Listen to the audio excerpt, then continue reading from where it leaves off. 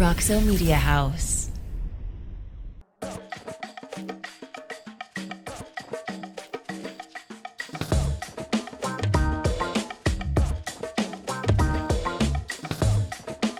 Welcome back to FORTitude, everybody. Your host, J.W. Wilson, with my co-host, Brenton Payne. The summer doldrums are upon us. Brenton, question for you. Well, meanwhile, before I ask you the question, welcome back to Captex Bank Studios. Thank you, Captex, for providing all this wonderful stuff. I ate lunch with Mike the other day. He's our sponsor, Mike Thomas, with Captex Bank. Yeah. Oh, it's great. Mike's a great storyteller, as you well know. Thank you, Mike and Captex. But Brenton, my question for you is, we've had many really interesting people come on this show, people like Opal Lee, Chief Noakes, a double amputee cop, Danny Colson, Yogi. CEOs, FBI guys, Yogi, mayors, entrepreneurs. Today might be the top of the pyramid for us. The guy sitting to your left, Chris Cassidy. Chris Cassidy, thank you for coming. Welcome to FORTitude. Oh, my pleasure. Glad to be Thanks here. for being here. Yeah. Let's see if we get a little applause going. That's the train. That's the train. We'll fix that in the post. Yeah. Chris Cassidy is a retired U.S. Navy SEAL. He was retired Chief NASA Astronaut, an Iron Man, and is currently the President and CEO of the Medal of Honor Museum in Arlington, Texas. Did I forget anything? Nope, that's it. Quite You got it. Quite a bit. Let's start at the beginning, because the story needs to be told, and it's a phenomenal story. I met you several months ago, and luckily you're nice enough to join us, and you're involved in a lot of really cool stuff. So let's get into it with your permission. Oh, let's do it. Yeah, thanks for being here. Salem, Mass, where you're born.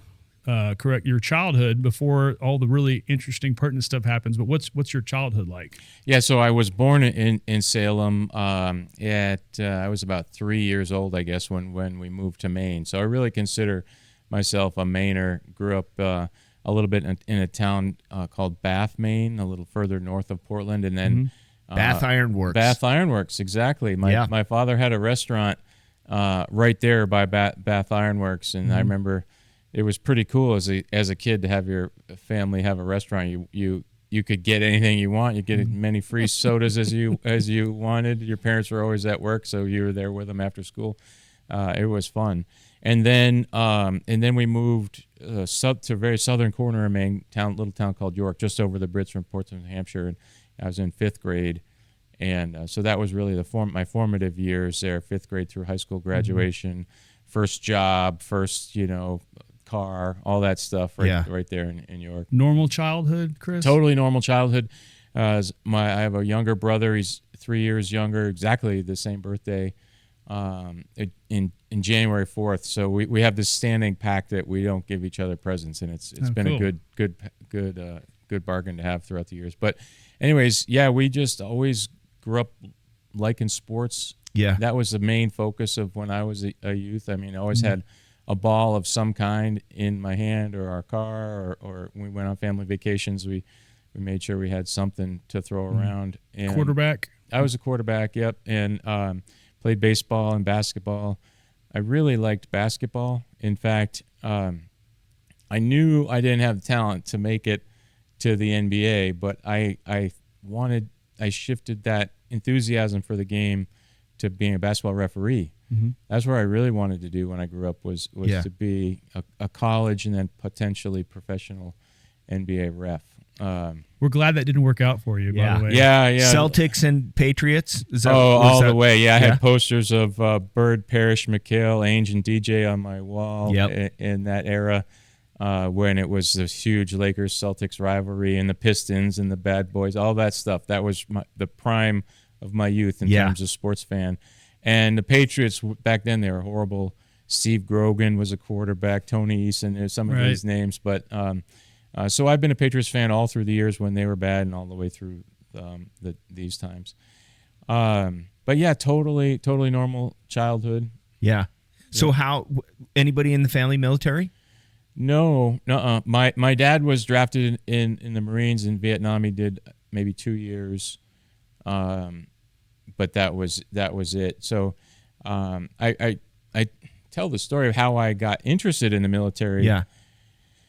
When I was in high school, looking for colleges, and then also how to pay for college, because we didn't have a ton of money. It was a factor to the financing part of school, and I remember we would always watch the Army-Navy football game. Yeah.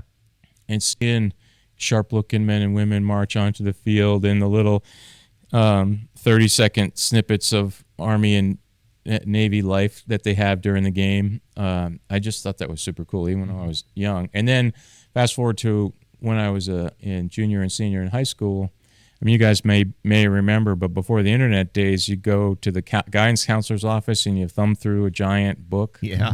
Looking at schools. Yeah. And I got to the page with like super glossy photos of the Severn River, which is Annapolis, and the buildings and the people. And I thought, that's the football game I always watch. That's super cool.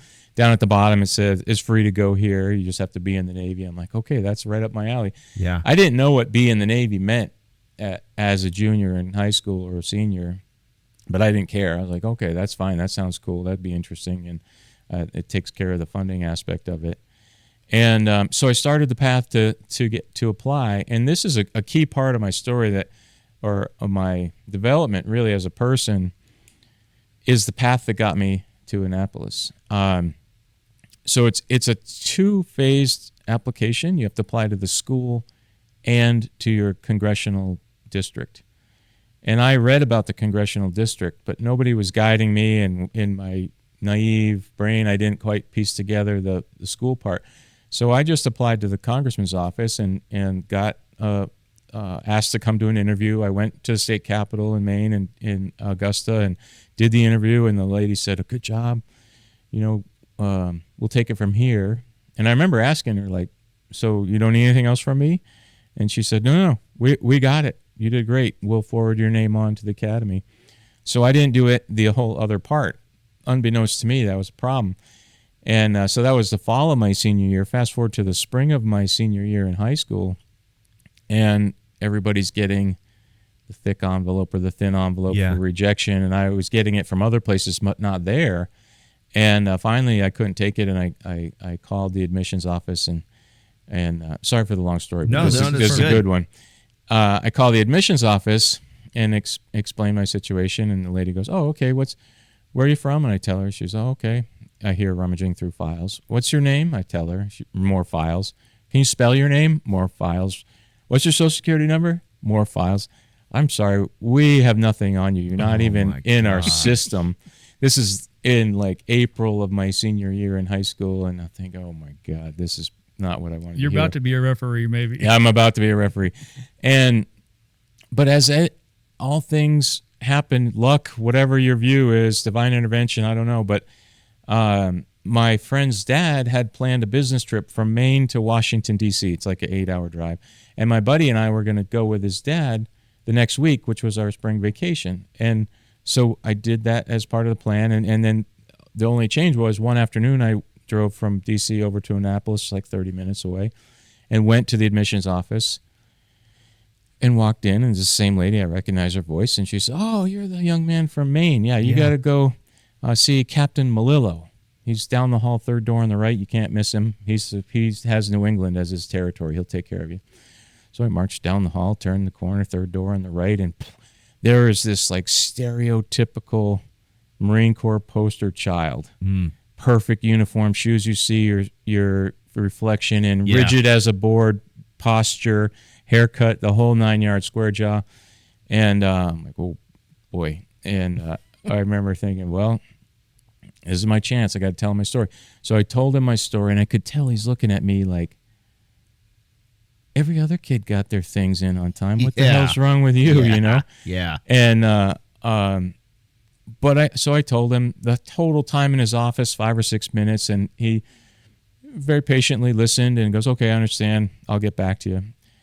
The whole ride back to Maine, I thought, well, at least I tried. You know, I can live with myself that I tried, but certainly the Naval Academy is not in the cards for me.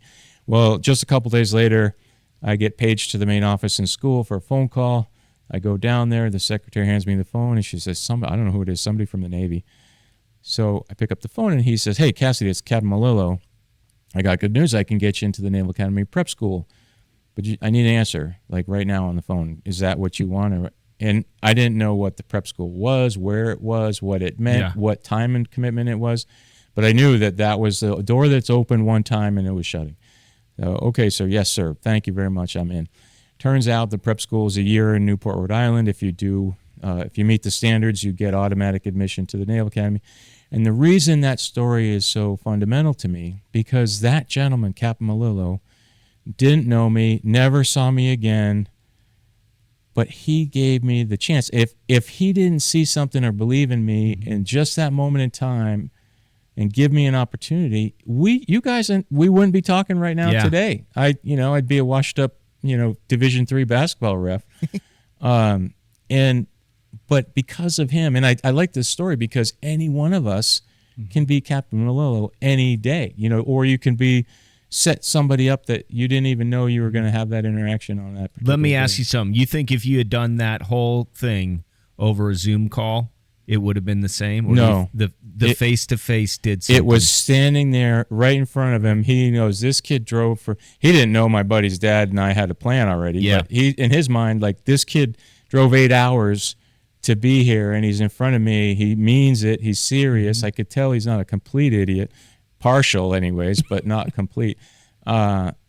Maybe there's something there. To close the loop, my wife has heard me say this story like tens and tens of times over my career. And I'd never met him. And in 2020, right before my last launch, we were having a launch party for my friends and family in Boston. And we had planned it for several months, and I didn't know this, but she looked him up and found him, and there's a whole story of how she tracked him down, and he didn't believe it was real. She had to involve another friend of mine in the military who was in the Pentagon and who had to convince him it was a real thing. And so she invited him. He and his wife came, and we're in this room with 250 of my closest friends, and I knew everybody except one face. I'm like, in my mind, I'm like, who the heck's that guy? Throughout the evening, I'm trying to get to him, but my wife and my other buddy kept cutting me off. And because towards the end of the evening, I stood up and said words and thanked everybody for being there. And as I was telling that story, the one I just told you, that said, because of this gentleman, Captain Malillo, none of us would be gathered here today for a pre-launch party. And that's when my wife interrupted and said, hey, excuse me, Mike Malillo, will you please stand up? And so that was the first time, 30 years later, I got to see him, shake his hand, thank him. That is so cool. And he said, honestly, I didn't remember it. I was just another day in my life, and I had one or two of those things a year in my hip pocket I could use. So amazing story and so fundamental for me, because now, particularly after I've flown in space, I can be Captain Malillo for others. And so it's really nice. Yeah, that's great. That is a wonderful, awesome story. Thank you for sharing that. So obviously, you get into the Naval Academy. You're going through that academy stuff, and you go do your service, right? 3 years. Yep. After the fact. It's 5, but 5 years. Where all did you see in that time? Where all did you visit across the world? Well, 5 turned into 28. I stayed. I just retired from the Navy recently, but those initial 5 years, that's all I thought I was going to do. The first year after graduation, I was in SEAL training called BUDS out in San Diego, Coronado, California. That's underwater demolition. Yeah, basic underwater demolition school, SEAL. How hard was that? Oh, it's not so bad. No, it really sucks. Like, I mean, was it the to this point, like with all of where you are with everything, was it the hardest? It was in terms, so there's a huge physical component, right? But that's obvious when you look at it. You got to do all these push-ups. You got to run all the time. You got to lift logs on top of your head and paddle boats and do all these things that push you to your physical limits. And that's the job of the instructors. But what you don't know, at least for me and most of us, when you enter in, you just think of purely physical, and you're constantly thinking, okay, I got to do all these, calisthenics and things.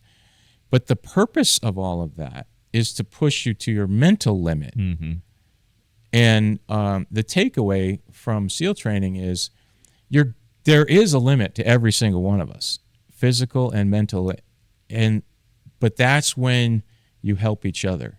And that's when good teammates reach out, because when you break is a different time than when I break and you break. And together we can support each other mutually and get through it. But if we all try to go through individually, we're all going to fail at just maybe different times, but eventually we'll fail. And so that's the key, the crux of it. And you don't know that when you're starting out as a brand new guy. You're just like, more pull-ups. but I remember very distinctly sitting on the beach. Hell Week is a week long, Sunday to Friday. Wednesday into the evening, the sun's setting and I'm freezing. We're sitting on the beach eating a cold MRE with sand in it and all nasty. And I'm just looking at the sunset and going, oh, man, this is just lousy. I wasn't really thinking about quitting, but I was just feeling really sorry for myself. Like, what am I doing? And my buddy right next to me nudged me and said, hey, I don't even know what he said. Maybe, can I have your cheese or something? Yeah. But it's pulled me back out. Yeah. From where I was drifting to. And he did that for me, and I think I probably did it for somebody else along the way. So it's really about getting through it together, which is applicable to life, right? Like, sure. We all have hard times. Yeah. With all that you've been through, not getting too far ahead, was that part of your life, is that considered one of the most physically enduring training regimens ever? Is it comparable to space, going through Navy SEAL stuff? Oh, it's complete apples to oranges. Like there's tiny bit of physical aspect to space flight, particularly when you're coming back, and we can talk about that later. But by far, that was the most physically intense period. Yeah. Mm-hmm. Sometime in the midst of this, I think prior, but you went to MIT for a little stint and got your master's. Yeah. So I was driving underwater vehicles called SEAL delivery vehicles, SDVs, for the. You have no problem with claustrophobia. It's very apparent. No, I don't mind. No, yeah. I mean, because aren't those things super tight spaces? Yeah, they're tight. You close. You're. It's not like a dry submarine you picture. It's a flooded submersible. So you're wearing scuba gear. You sit down in it. You close the door, and so you're surrounded by water, driving through the water column.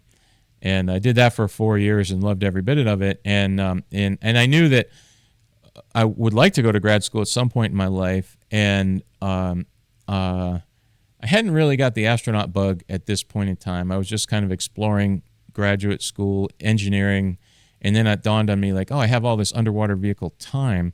Maybe there's schools that have underwater vehicle programs, and sure enough, MIT had a great one.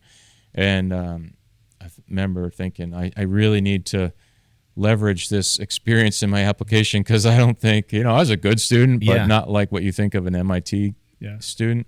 Were you going to go to Woods Hole and go and study kind of underwater life? Was that kind of goal? MIT has a partnership with Woods Hole Oceanographic Institute, and I wasn't there. There's an MIT Woods Hole joint program. I wasn't in that, but my advisor had professorships in both places, so I did all of my research down in Falmouth. Yeah. Could you explain to the layperson, which is still us, underwater vehicle, like what's the goal and the precision, and then the goals in those things? Are you trying to deliver people to certain places in the world that are not wanted to do things? Is that the purpose of these vehicles? There are multiple missions, particularly in the SEALs you're talking about. Yes. Yeah. Multiple missions. One of them is as you described. So it's about 20 feet long. You can Google it, SDV, SEAL Delivery Vehicle. There's a compartment in the front for the driver, pilot, and navigator, and a compartment in the back where folks can sit. Are they sitting, or are they like laying back? You're kind of all smushed in there. Yeah. You're right in top. You're in the lap of the guy in front of you, and as you're sitting there. But it's not like the Nemo ride at Disney World. It is not like the Nemo ride at Disney World. And the water is not a balmy 90 degrees. You're perfectly clear on a starry night. Yeah. You're going into harbors which are murky and dark. It's dark of night, so usually you can't see anything. But one mission set is to deliver to people from the back, and it's a great way to get folks in. Like if you go by helicopter, generally the bad guys can hear the helicopter or see them on radar. If you parachute in, that's a pretty stealthy way to do it. But then what do you do with the parachutes? And there's pros and cons to every way to get somewhere. Yeah, this is just another way, but really, really stealthy. You can get right up to the beach or under a pier, and people can get out. They're either go on land themselves or then swim underwater to go do something else. Other creative, those missions can be as creative as you want. Sensors, monitor enemy harbors. There's lots of different things that we can do. Did you guys ever drop out of the and when you're in Coronado, you can see those helicopters are moving all the time. But sometimes are you guys dropping out of them? Into the water and coming in that way? Yeah. In fact, right behind us, there's a picture of a submarine, and that's one way to get out to the submarine is out by helicopter and fast rope down onto the deck of the submarine and then submerge together. You mentioned BUDS, basic underwater demolition seals. Can you explain that to us, and how that translated into your SEAL career? Yeah, so that's the entry point into being a SEAL, is to successfully make it through BUDS. Okay. And it's generally like a 6 month, probably a little longer than 6 month training program, broken up into 3 phases of a couple months each. The first phase is all about, do you have the mental and physical stamina to make it through? And Hell Week is the latter part of that first phase. Mm-hmm. And then you have anybody ring the bell when you were in Hell Week? Oh God, yeah. How many? So if you look, our class started with 120 people, and of that 120 people, 17 of us graduated. Holy cow. If you look at the graduation photo, there's about 30, 35 people in it. And that's because it's common, if you're performing well and you have a good attitude and you get hurt, they will allow you one time to heal up and then reinsert in a class that's coming on behind you. Mm-hmm. So we had about a double of those 17 originals, so about 30, 35. Graduate, because 17 people joined us as the class progressed. And it's really, really common, because it's tough to make it through that level of physical demand, like an NFL season, right? Injuries are so common. Yeah. So it's just kind of nature of the business. I was lucky; I didn't get hurt, didn't twist an ankle, just made it through on the first shot. Are you still close with these 17 individuals? I mean, do you remain in a relationship because of that?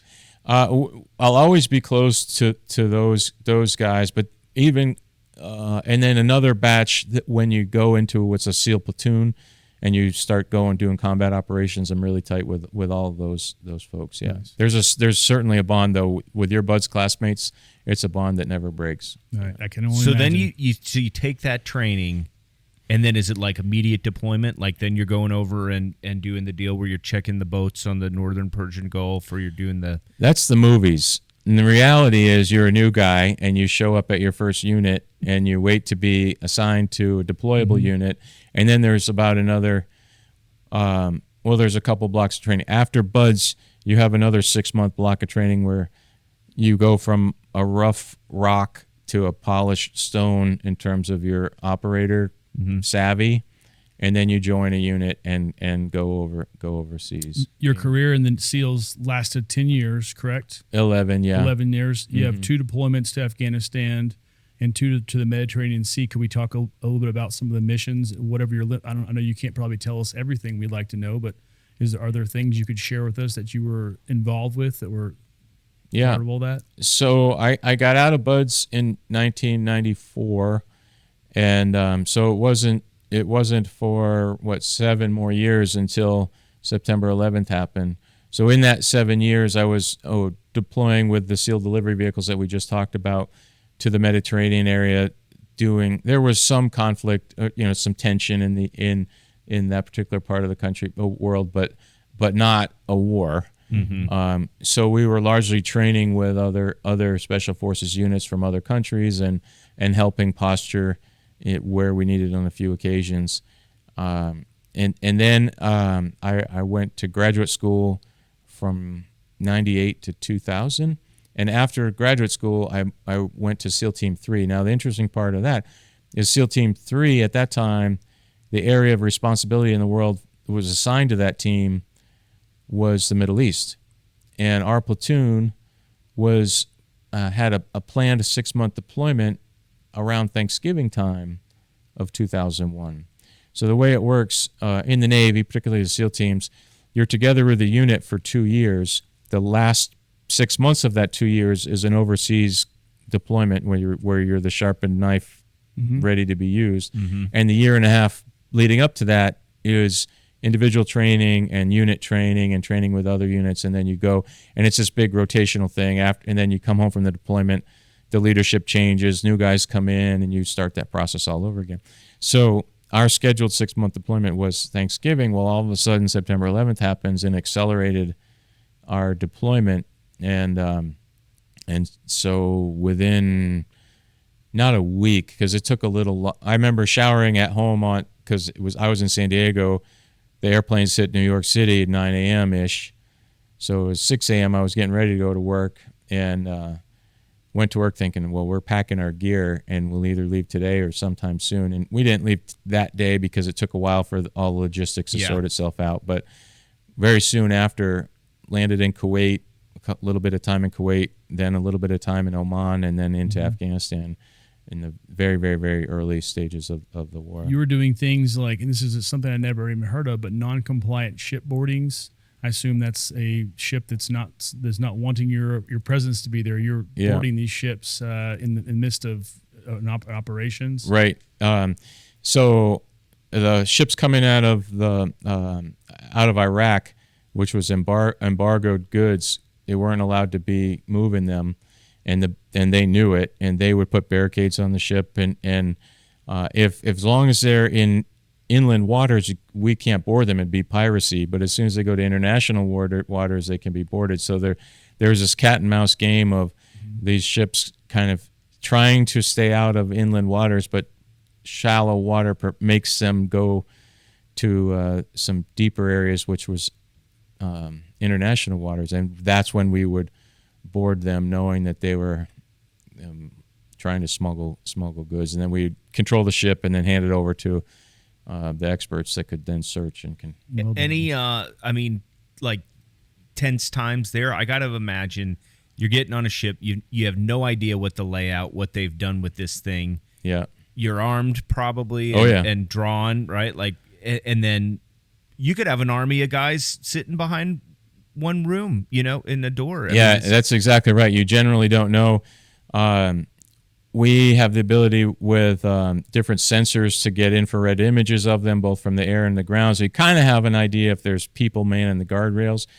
But generally, they knew enough that they were going to get overpowered if they tried. So they would weld themselves in. They would physically weld the doors shut. They would put barbed wire all around the edge of the ship. They would put tripwires on the ladders going up and down so that booby trapped. And so it was this really, really intense time. We'd come up on side with a small boat and a large hook on this big giant painter's pole extended probably 30 or 40 feet up, and then hook goes a ladder, and then we all scamper up, assemble on the edge, and then as fast as you can get to the bridge of the ship to control the ship. And that's generally when, and oftentimes we'd have to take a metal cutting saw or a torch to torch through the metal and get in there. It was pretty intense. And then you never knew what you were going to find inside. Sometimes it was just other countries, poor workers from other countries that are just on the ship to get a paycheck, and they're like, oh, okay, whatever you need. And every now and then you'd get the stubborn, real kind of jerky person that's like, F you Americans, and ratchets up the intensity a little bit. So my fearful side is imagining all this happening in daylight, but I got to think none of it's in daylight. It's all night. All night, yeah. So you don't have a darkness problem either, right? No, I don't have a darkness problem. You kind of shed the darkness problem as soon as you get into special forces. Yeah. So another one of your notable operations was the Zawar Kili Cave Complex, where you won a Bronze Star with Valor. Can we talk about that for a second?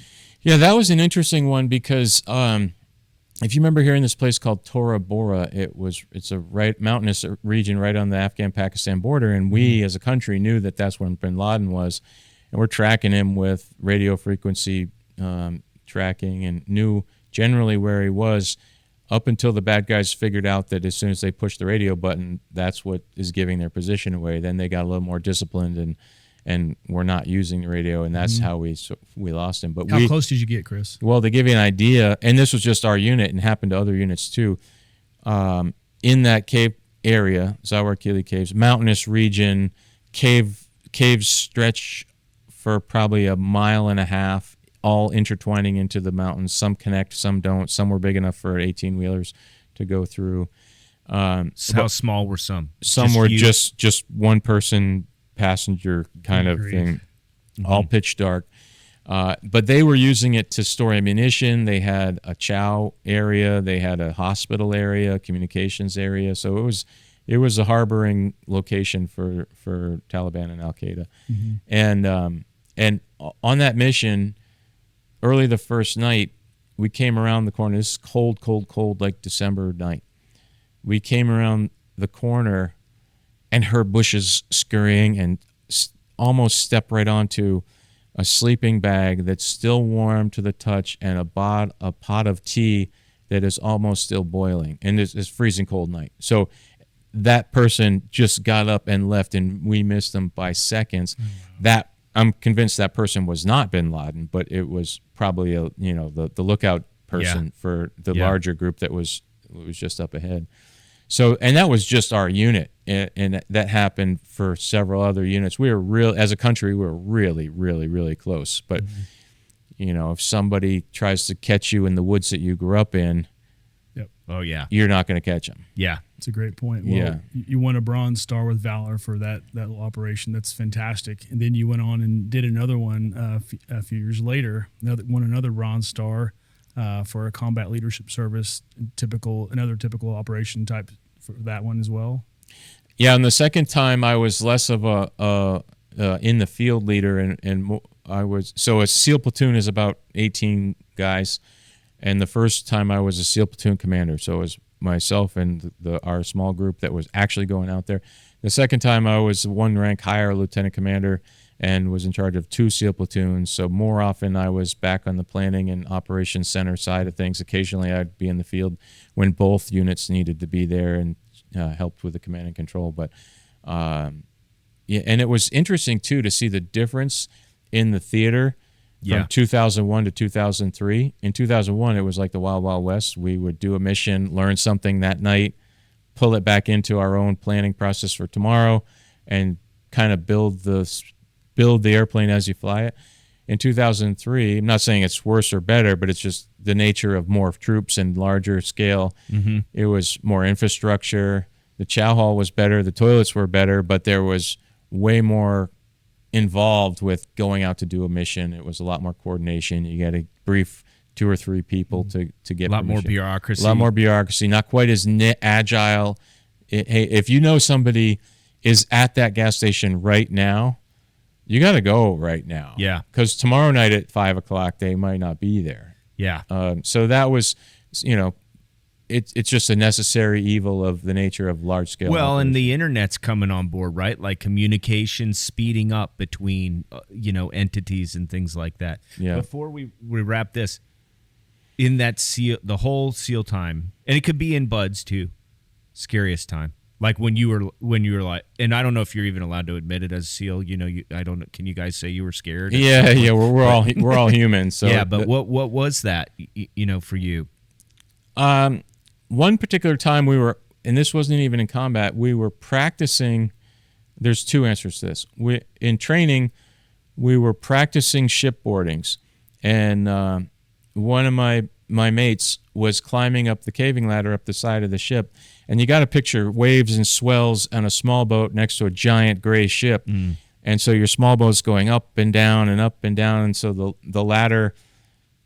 It runs halfway up the ladder, and then the boat disappears, and so that happened. And one of the guys was carrying some tools, a sledgehammer that had a sledgehammer on one side and a pick on the other side, right by his head.